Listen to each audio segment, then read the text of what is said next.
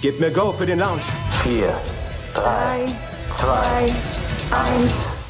I noticed in the beginning of the movie, it is mentioned that it is almost a real story. So it convolutes fiction and history. What drew you to be part of this movie? I think the script was so undeniably great and fresh. It's such a rare thing that you read a script that is based on an original idea that actually delivers all the way through. And I was so impressed, like, as complex as the plot line is, like how all the pieces came together at the end. Yeah, it's just rare to read something that's that well executed. The movie was actually shot about 6 days in Florida, and I wondered, did you have the opportunity to actually talk to someone who was part of the original Apollo 11? There was one gentleman, and I'm so bad, I'm gonna blank on his name, but he was there in the actual control room, and so we got to really kind of pick his brain on how things looked, how things sounded, and he was kind of blown away with the reconstruction of the control room. He was like, wow, this really feels like it was back when it happened. It was really interesting to watch his face. I think it also, when you see it, everything feels so like analog. Of course, it seems impossible because it looks like they're going to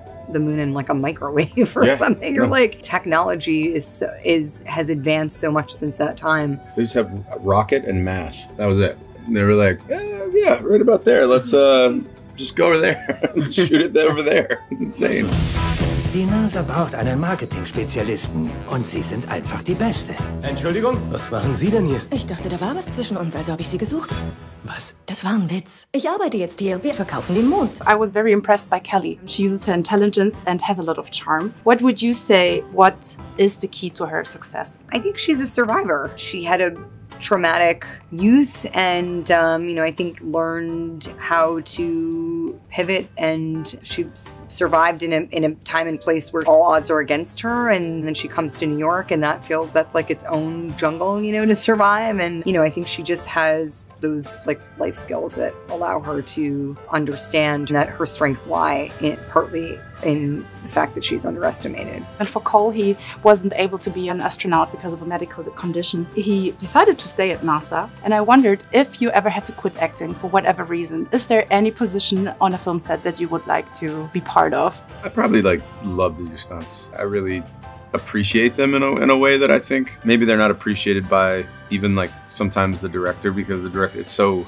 isolated. The director will be like, all right, I know what needs to happen here, but he doesn't always know everything that goes into making the stunt happen. And it's such an art to be able to do it well, and the people that do that well are really, really talented. So probably stunts.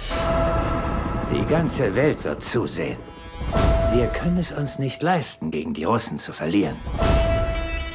Wir müssen eine Alternativversion der Mondlandung drehen. Sie wollen es vortäuschen?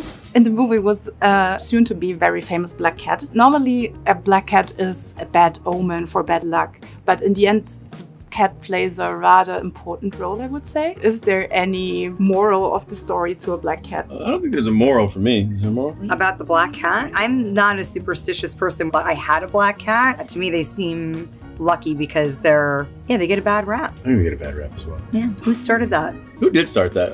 And why witches have them. Yeah, witches have black cats. They're cool for witches. 4, 3,